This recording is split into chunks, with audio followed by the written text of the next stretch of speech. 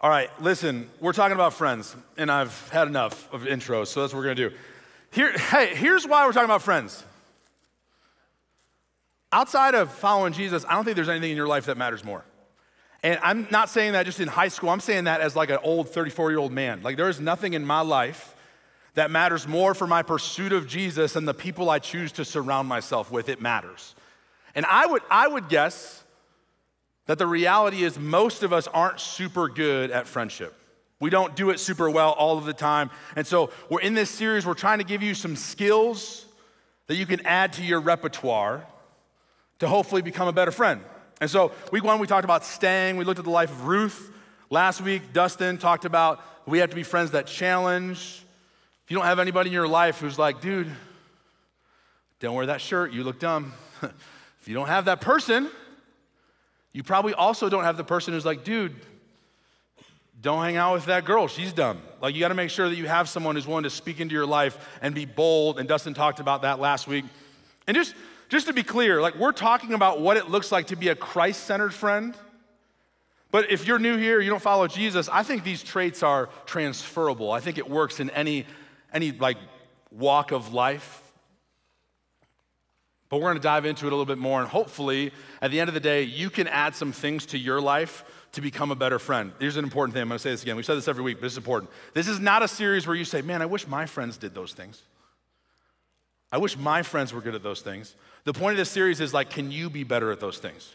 So this week, week 3, when I was in high school, my dad bought an old beat up pickup truck, and there's something about like an old beat up pickup truck that like as soon as you sit down in you're like, oh, I like country music now. Does that make sense? Like you sit in it. You have friends right now that live in the middle of the city that bought cowboy boots and they're like, it ain't Texas. Like as soon as they put them on, they're like, whoa, I'm a cowboy now. And you're not a cowboy. You just have the boots. But you've convinced yourself that you now like country music. And that's what I was doing in high school. And to be clear, I'm not hating on country music that much. But when I was in high school, there was a song that came out, and it was called, I'm not gonna sing it for you. It's called You Find Out Who Your Friends Are. And the point of this song was, you're driving your truck, because that's what every country music song is about. You're driving your truck, and what happens if like you run off the road, and you get stuck way out in a ditch in the middle of nowhere? And he goes, man, I've been there. And then he goes, you find out who your friends are. Somebody's gonna drop I wanted to sing it. Run out and crank up their car. Do you know it? Sing along. Hit the gas. It's an old song. It makes sense. Hey, here's the premise. The premise is we all want a friend. We all want a friend who's willing to stop doing what they're doing to come and rescue us. Right now, where you're at, whatever campus you're at, you have 15 seconds. Tell the person next to you a time where a friend dropped everything to help you out. Go, talk about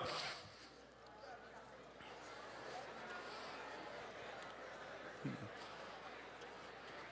Hit the gas, get there fast, never stop to think what's in it for me, or it's way too far.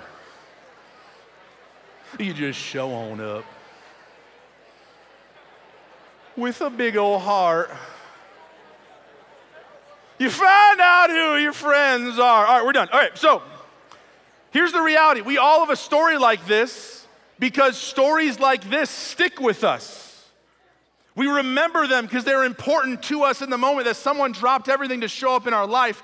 And I think the reality is you probably think you're really good at this.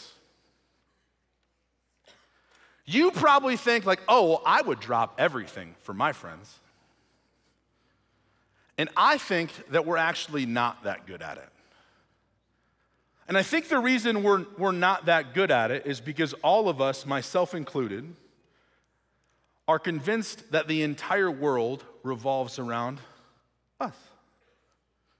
I am the main character, and you are all just pawns in my game.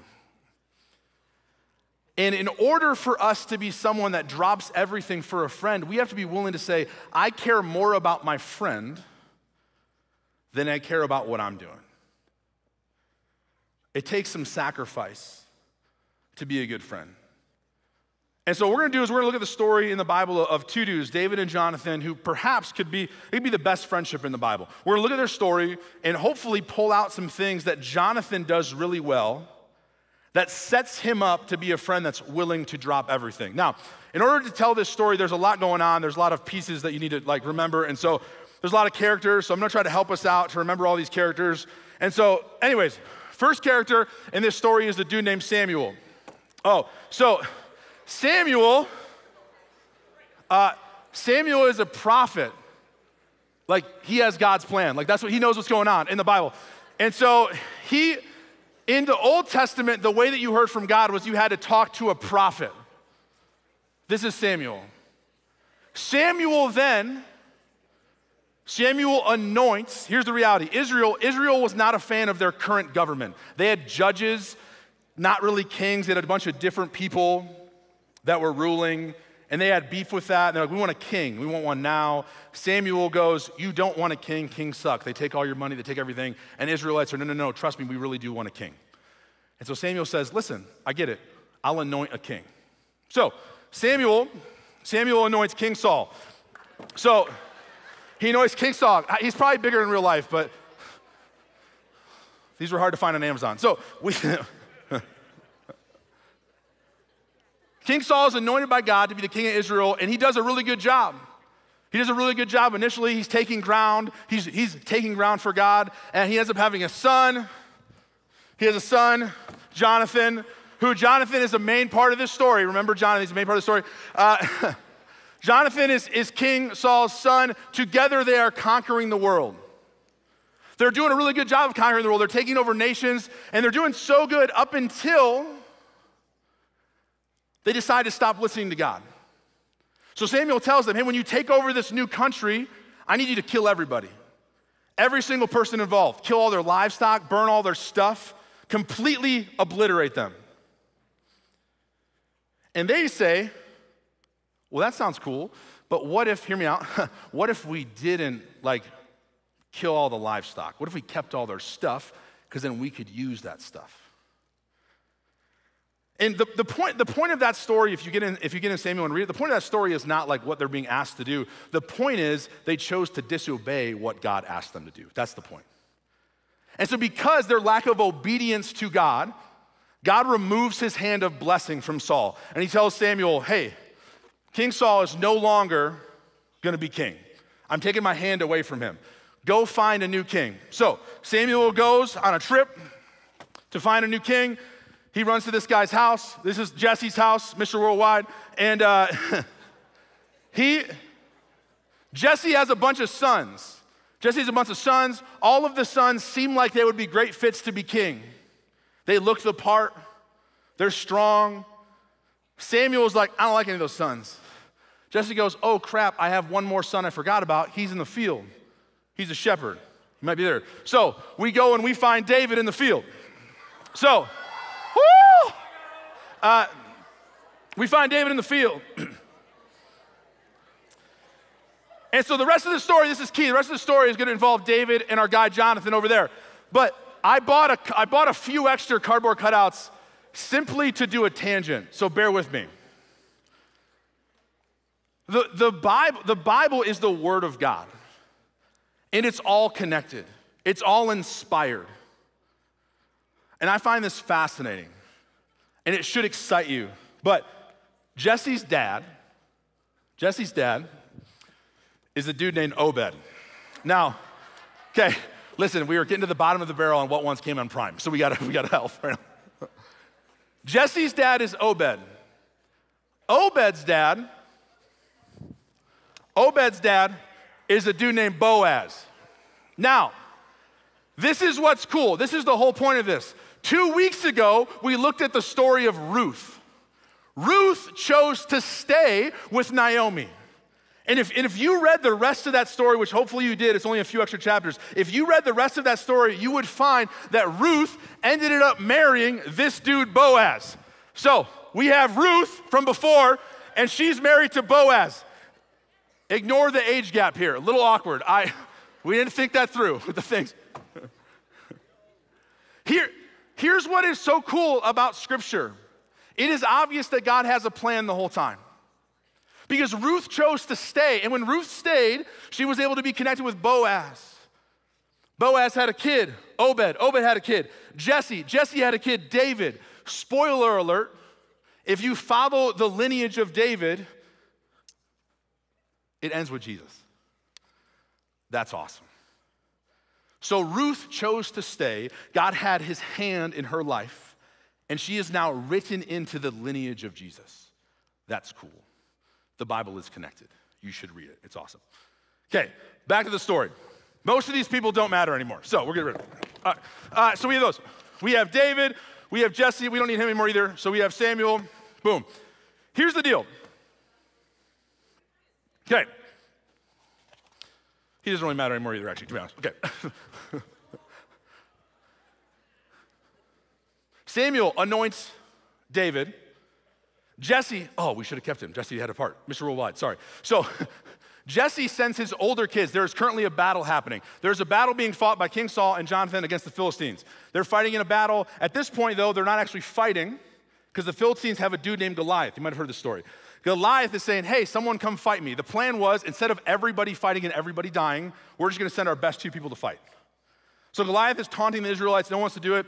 And Jesse, all of his older, more like stronger sons are already fighting this battle. Jesse tells David, hey, why don't you bring some snacks to your older brothers who are actually doing something with their life? So he brings snacks to the battlefield. He sees Goliath and says, why isn't anybody fighting this guy? They're like, I don't know, we're all afraid. And so David's like, you know what, I'll do it. And so he grabs some stones, he does a little slingshot thing, smokes him in the head, kills Goliath. Then the part of the story that you maybe don't know, which is the coolest part, he walks up to Goliath and he cuts off his head. And I'm just trying to picture like what cutting off a head would be like. Do you think it was like straight through? You think like got cut on the spine? You think it's like sawed a little bit? Just like covered in blood. And so this is what happens. So David cuts off the head of Goliath. And it says this in the Bible, you should read it, the Bible's awesome, that David then walks up to meet Saul, who, to be clear, Saul does not know that David has been appointed to be the future king of Israel. He doesn't know that yet. It says that David walks up to meet Saul holding the head of Goliath. Do you think by the hair? Like if you're gonna hold a head, do you think he's holding it by the hair, or is he like LeBron James, like palming it, finger in nose, like just holding onto the head? Or do you, like I'm assuming it's hair. I'm assuming he's holding hair. It's like swinging, like, hi guys. And it says in that moment that Jonathan saw David and they just became best friends. That's what happens. And I would imagine I would also want to be friends with the guy who just cut off the head of the biggest, baddest dude in all of Philistine, in their entire army. Then it goes on to say this. It says right there that Jonathan made a covenant with David. This is in verse 3, chapter 18. Jonathan made a covenant with David because he loved him as himself. And then it goes a little further and it says this. In the next verse, Jonathan took off his robe he was wearing, gave it to David along with his tunic and even his sword, his bow, and his belt. Jonathan in that moment realized the value of their friendship. And like Ruth did, he decided to stay. And they made a covenant to stay. What happens through a series of circumstances is Saul starts to not like David, probably because David is now a war hero and everybody loves David and they don't like Saul as much. So Saul is starting to get a little jealous, and Saul says, I want to kill David. So he tells his son, hey, I want to kill David, and Jonathan's like, that's my friend, tells his friend, hey, my dad's gonna kill you. And so the next time they hang out, Saul throws a spear at David, David eludes it. Probably more athletic than that, I don't know. Eludes the spear, runs away. And now David is aware that Saul wants to kill him. And we get to the point of this story where I think we have to lean in because Jonathan is about to drop everything for his friend. And Jonathan has some things that he's gonna do to set him up to make sure that he is a friend who is actually able to drop everything. And so David runs to Jonathan, hey, what's the deal? Your dad's gonna kill me. And Jonathan says, hey, there's a big festival coming, and it's a long festival. You're supposed to be there at this festival. David's like, I'm not going there. Your dad's gonna kill me. Jonathan's like, all right, so what's the plan? And right before David's about to tell Jonathan the plan, Jonathan says this. I love this this is in verse 20, chapter 20, verse 4. He says this. Jonathan said to David, whatever you want me to do, I'll do it. The reality is this: you can't be a friend that drops everything if you don't first remember your commitment. You can't drop everything for someone if you don't actively remember when you said, you and I, we're in this. Like, we're committed to each other. And Jonathan's ready for that. And so they proceed to have this story, and they have this plan where basically David's gonna go hide in the field. This seems like a terrible plan, but this is the plan. He's gonna go hide in the field, and if Jonathan thinks his dad's gonna kill David, he's gonna shoot an arrow over his head, and if he doesn't think so, he's gonna shoot it before him at the target. So that's the plan. But in verse 13, this is so good. This is what Jonathan says to David. Obviously, David's a little concerned. Hey, why would you do this for me? Like, this entire plan rests on you sticking up for me. Why would you do that? And Jonathan says this in verse 13. But if my father is inclined to harm you, may the Lord deal with me, be it ever so severely, if I do not let you know and send you away safely. This is the part I think you need to wrap your brain around. He says this: may the Lord be with you as he has been with my father. Here's why this matters. This is the point of the story where, for potentially the first time, Jonathan realizes that David's supposed to be king. Up until this moment, he didn't know that. He might have thought it a little bit, but this is the moment in Scripture where he's realizing, hey, just as God was with my dad, God is gonna be with you as the next king. And the reality is, we cannot be friends that drop everything for our friends if we're someone who ignores what they're gifted to do. Jonathan looks at David and he says, you are the person that's supposed to be king. I see what's coming for you. I see how you're wired. I see how you're built. I see how God designed you. And I'm gonna do everything I can to help you get to that place. And you wanna support your friend? Can you pay attention to how God designed them? You might have a friend who's studying to go to school. Maybe you're not a school person. I wasn't a school person, but they're really good at school. And it doesn't make sense to you that they like study all the time. And you're the friend that's always bugging them to hang out. Maybe you could see how they've been blessed. And instead of getting in the way of what they're trying to do, maybe you could support them. Maybe you have a friend that, hey, is trying to make the basketball team, make the softball team, and you keep planning times to hang out during practice. Like, what are you doing? You're aware of what they want. You're aware of how they're wired. And if you're aware of how they're wired, I think it's way easier to drop things for them. Because you can view it less as like, I'm taking a step back, and more of like, I want to prop up my friend and I love my friend. I think the reality of dropping everything for your friend, I think is really easy when it's easy. Here's what I mean by that. You might be going to a movie tomorrow and like, hey, I want to go watch Dune 2, and your friend's like, I don't want to watch Dune 2, and you're like, whatever, okay, we'll just do the thing you want to do. You're gonna like sacrifice, you're gonna drop everything and do what they want to do. Maybe you're like, I really want to go to Arby's, because you should want to go to Arby's. And they're like, Arby's is gross. You're like, whatever, okay, I'll go somewhere else for you. That's easy. I think when it becomes really hard is when the thing that they want is also the thing that you want.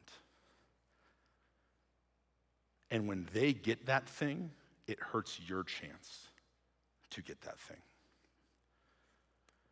I don't know if you've put the pieces together, but the reality is, every time that Jonathan stands up for David, what he's actually doing is saving the only person that can take away his ability to be king. Jonathan is the future king of Israel.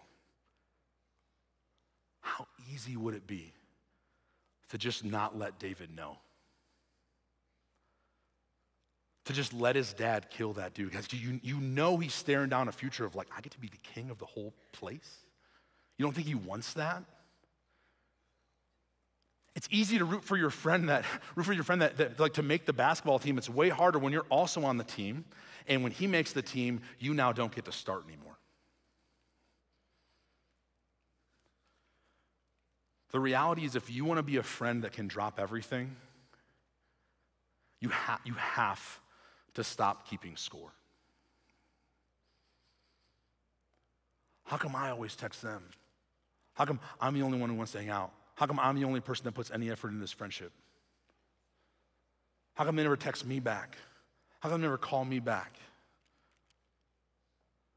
Man, I think it's really easy to drop everything when the stakes are small, but when the stakes get high, are you willing to reject yourself a little bit for the sake of propping up your friend? Paul writes it this way in Philippians. He says this in Philippians 2:3, do nothing out of selfish ambition or vain conceit, but in humility, consider others above yourself.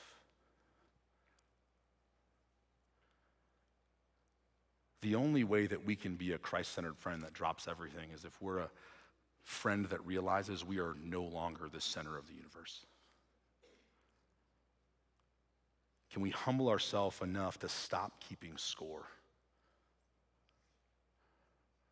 Are you willing to help your friend even when the thing your friend stands to gain is directly in front of what you have to gain?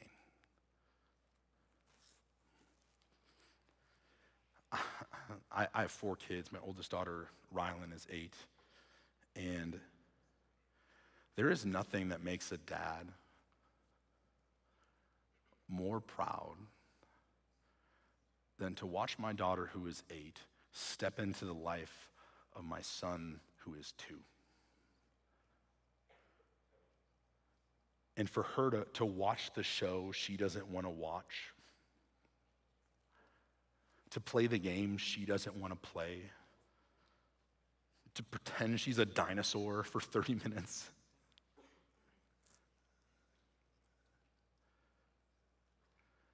And I can just tell you, when I see my daughter do that, man, do I want to love her. Because she's dropping everything for her friend. And the reality of a life with Jesus is that he sent his son. God sent his son Jesus to literally drop everything for you and I.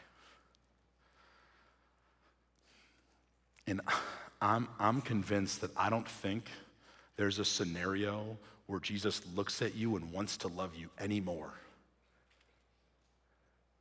than when you're willing to reject yourself and drop everything for your friend. Let me pray for y'all. Dear Jesus, you are good, and your example is perfect. God, forgive me for being someone that's just so consistently puts my specific desires and wants in front of everybody else. Forgive me for my selfishness.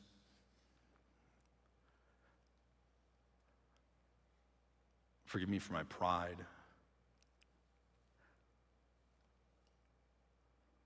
And help me be a Christ-centered friend that drops everything to be Jesus for others. We love you in your name. Amen.